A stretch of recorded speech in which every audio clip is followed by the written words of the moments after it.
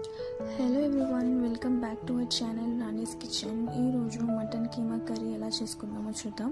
ముందుగా ఒక ప్యాన్ పెట్టి అందులో ఆనియన్స్ యాడ్ చేసుకున్న తర్వాత సాల్ట్ వేసుకొని అలాగే అందులో కొద్దిగా పసుపు కూడా వేసుకొని ఆనియన్స్ బాగా వేయించుకోవాలి. మూత పెట్టుకొని ఒక 5 minutes పాటు బాగా వేయించుకోవాలి.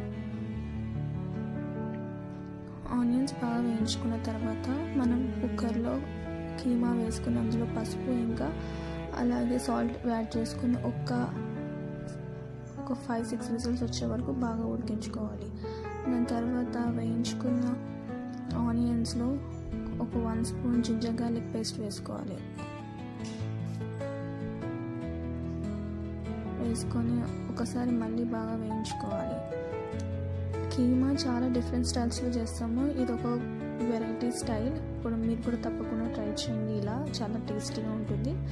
తర్వాత ఆనియన్స్లో మనం కొద్దిగా కారం, అలాగే కొద్దిగా జీలకర్ర పొడి, ధనియాల పొడి, గరం మసాలా ఇవన్నీ వేసుకొని మనం బాగా కలుపుకోవాలి. ఆనియన్స్కి బాగా మసాలా పట్టాలి.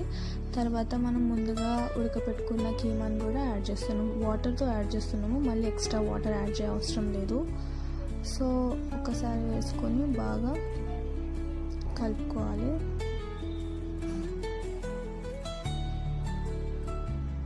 ఇక్కడ కొద్దిగా గరం మసాలా యాడ్ చేస్తున్నాము.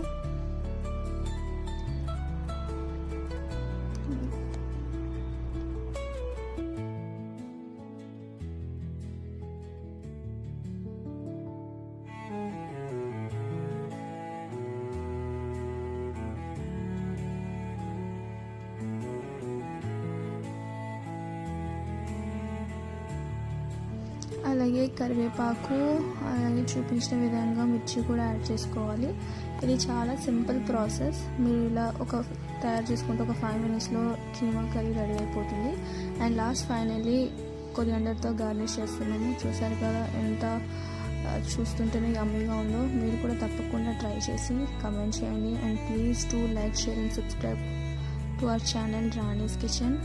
ఈ కాంబినేషన్ డెఫినెట్గా రోటీస్లోకి ట్రై చేయండి, చాలా చాలా టేస్ట్గా ఉంటుంది. లేదా బగారా రైస్లోకి అయినా లేకపోతే వైట్ రైస్లోకి వేడివేడిగా సర్వ్ చేసుకొని తింటే చాలా అంటే చాలా యమ్మీగా ఉంటుంది. And follow for more such content guys. Thank you.